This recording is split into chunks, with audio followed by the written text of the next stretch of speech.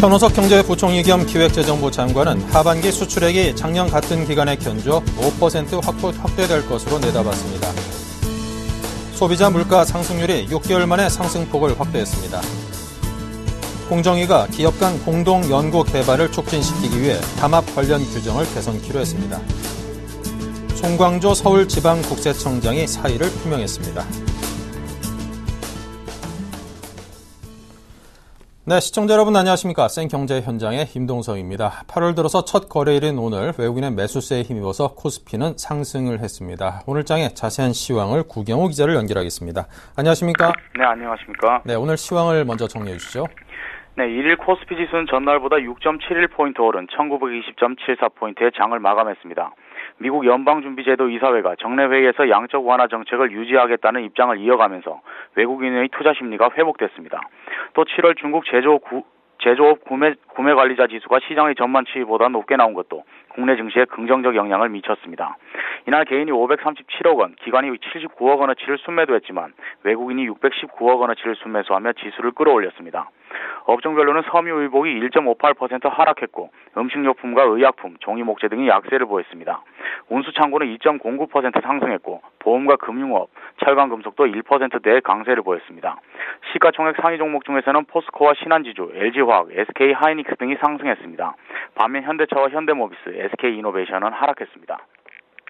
네, 자 합성 ETF 거래 첫날 6,000주 이상이 거래되면서 순조로운 첫발을 보였다는데 어땠는지 자세한 마감 소식을 전해주십시오.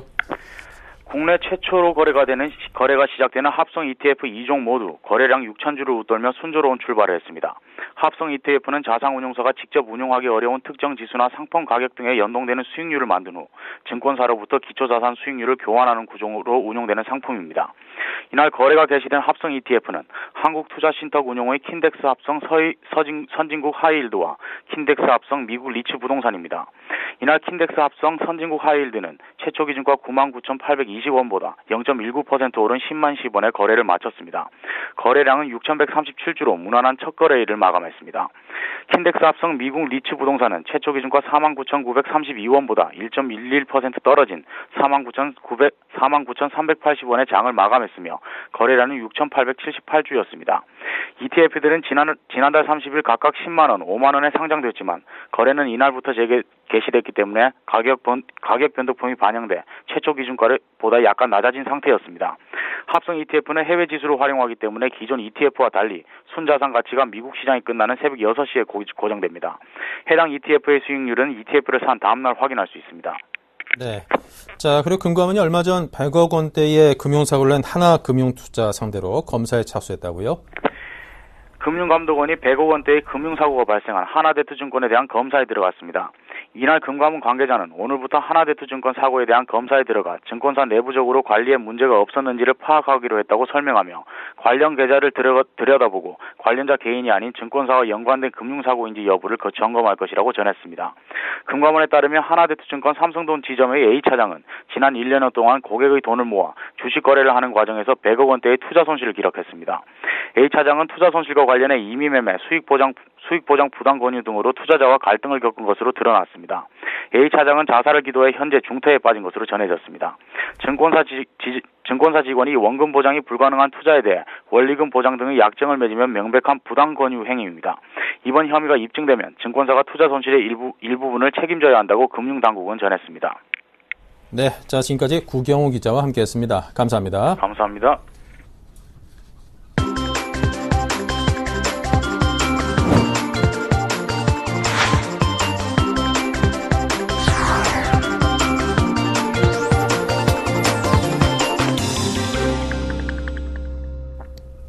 네, 오늘의 주요 뉴스를 전해드리겠습니다. 현호석 경제부총리 겸 기획재정부 장관은 하반기 수출액이 작년 같은 기간에 견조 5%대로 확대될 것으로 내다봤습니다. 중소기업 활성화를 위해 장기 근속자의 근로소득세를 깎아주고 가업 승계 시 상속세를 감면해주는 방안을 검토하기로 했습니다. 현 부총리는 경남 테크노파크에서 수출 기업과 간담회를 열고 미국의 경기 개선과 정부의 정책 지원, 기저 효과 등으로 수출 증가율이 상반기 0%대에서 하반기 5%대로 높아질 것이라고 말했습니다. 이어 중소기업의 인력난 해소를 위해 장기 근속 공제 도입을 검토하겠다며 장기 근속 시 호봉과 수당이 증가하고 그에 따른 세액 공제도 커지는 만큼 세제 체계 안에서 어떻게 넣을지 고려하겠다고 말했습니다. 소비자 물가 상승률이 6개월 만에 상승폭을 확대했습니다. 그러나 여전히 1%대의 저물가 추세는 지속됐습니다. 통계청 소비자 물가 동향에 따르면 7월 소비자 물가는 지난해 같은 달보다 1.4% 상승했습니다. 이는 지난달에 1%보다 상승률이 확대된 것으로 올해 1월 1.5%로 올라서는 모습을 보인 이후 6개월 만에 처음 나타난 현상입니다. 다만 지난해 11월 이후 9개월째 1%대 상승률을 유지하고 있어 절대적으로는 저물가 수준을 유지하고 있습니다.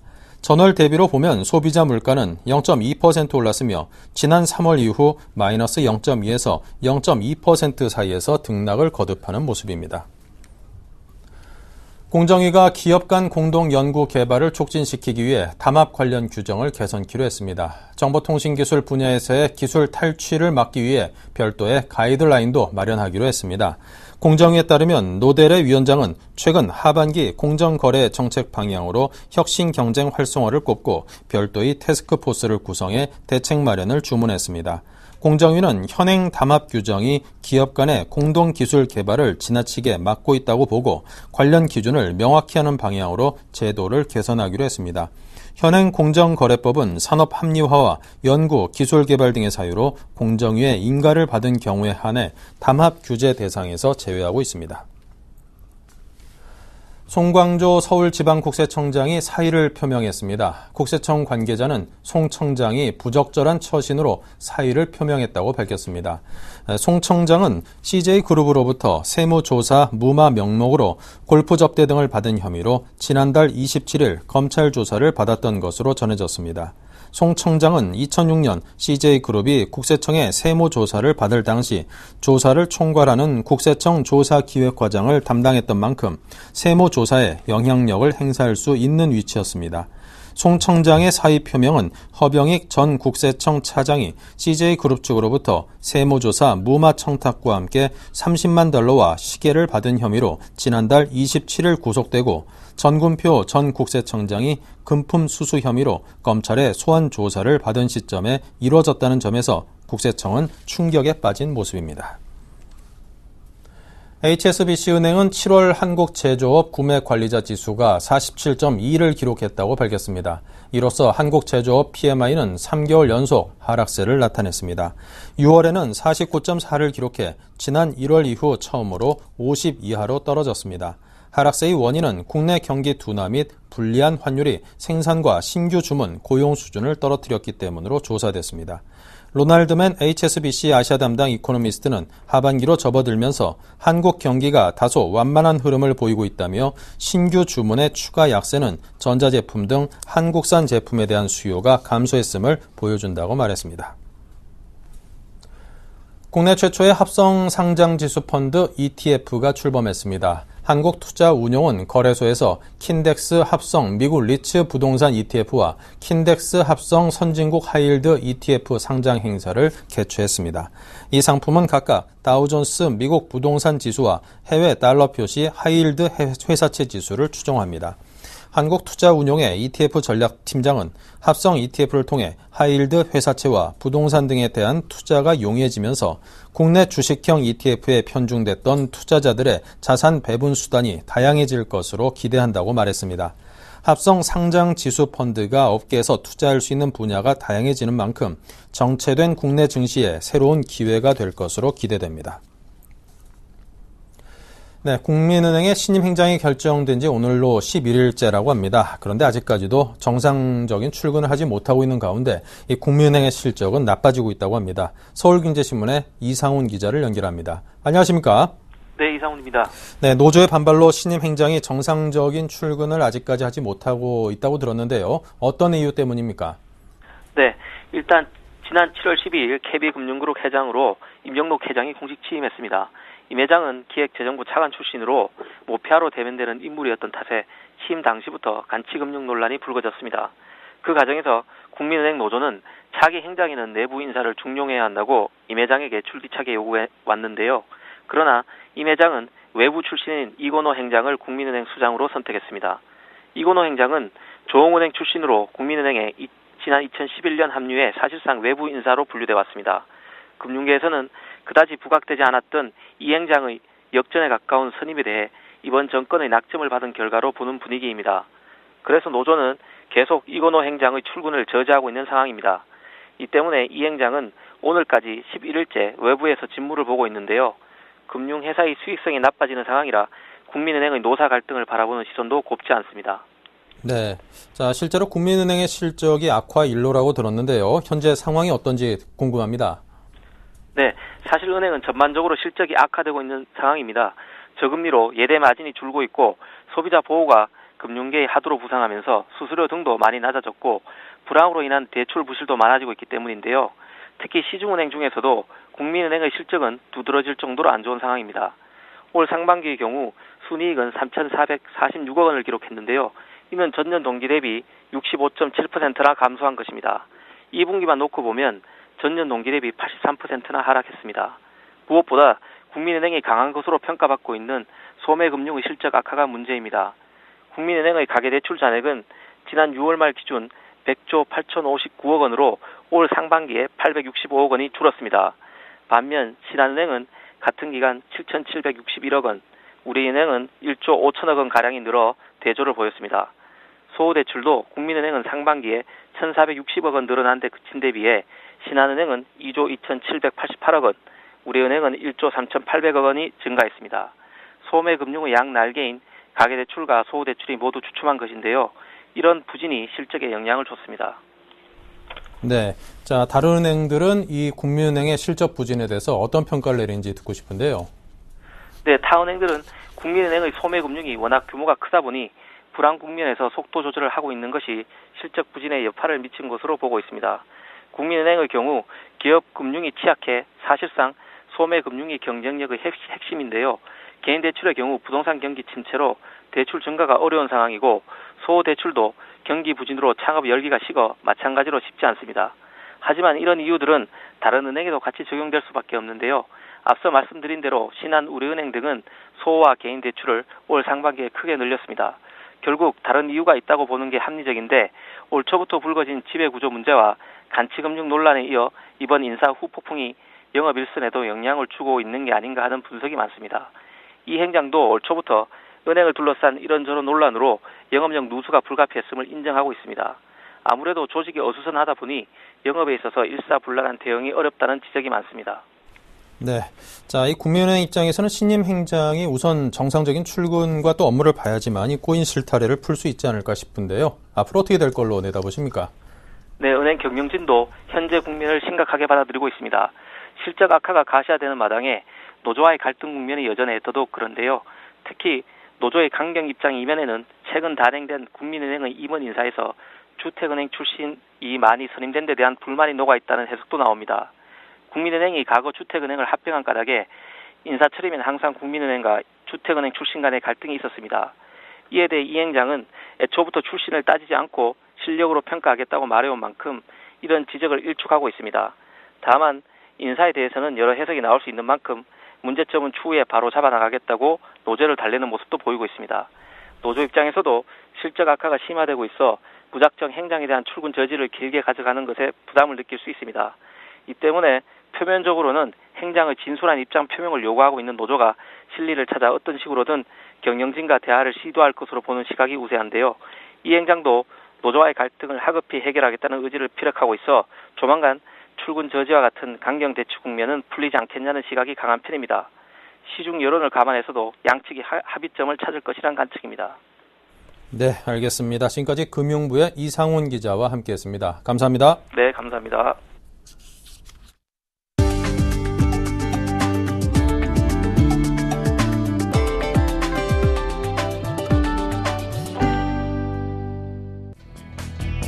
LG전자가 전 세계 고객을 대상으로 고객 중심의 새로운 브랜드 마케팅에 돌입했습니다. LG전자는 새로운 브랜드 슬로건을 이초올 파서블로 정하고 1일부터 이를 적용한 마케팅을 전개한다고 밝혔습니다. 이와 함께 일관된 브랜드 이미지를 전달하기 위한 시각적 장치로서 반투명한 붉은 원인, 레드서클을 사용하기로 했습니다. 새 슬로건은 고객이 LG전자의 제품, 서비스를 통해 모든 것이 가능하다고 느끼는 긍정의 삶을 누린다는 의미를 담고 있습니다. 레드서클은 고객과 LG전자가 서로 바라보는 렌즈이자 창을 상징합니다. NHN은 회사가 네이버 주식회사와 NHN 엔터테인먼트 주식회사로 분할됨에 따라 사명을 네이버로 변경한다고 밝혔습니다. 사업 분할 결정 과정에서 한 게임의 사명은 NHN 엔터테인먼트로 변경됐습니다. NHN의 주식 거래는 지난달 30일부터 정지됐으며 네이버와 NHN 엔터테인먼트는 8월 29일에 각각 변경 상장, 재상장될 예정입니다. NHN이라는 사명이 변경된 것은 2001년 9월 네이버컴이었던 회사명을 NHN으로 바꾼 지 12년 만입니다. 한국 GM이 내외장 색상을 추가하는 등 디자인을 소폭 개선한 2014년형 쉐보레 트랙스를 출시했습니다. 외장 색상으로는 어반 오렌지를 새로 선보였고 실내 인테리어는 기존 블랙 브라운에 더해 밝은 톤의 실버를 도입했습니다. 또 차량 후미에 터보라는 글자를 새겨 터보 엔진을 탑재한 차량이라는 점을 강조했습니다. 트렁크에 실린 짐을 가려주고 차량 뒤편에서 들리는 소음을 차단하는 트렁크 커버를 달았고 변속기 노브 주변부의 마감 소재를 개선한 것도 특징입니다. 현대자동차의 간판 스포츠 유틸리티 차량 산타페가 미국 시장에서 100만 대 넘게 팔렸습니다. 미국 시장 진출 13년 만입니다. 현대차의 첫 SUV인 산타페는 지난 2001년 미국 시장에 선을 보인 이후 꾸준히 팔린 스테디셀러의 반열에 올랐습니다. 소형 SUV 가운데 미국 시장에서 산타페보다 더 많이 팔린 모델은 토요타 라브4와 혼다 CR-V 2개뿐입니다.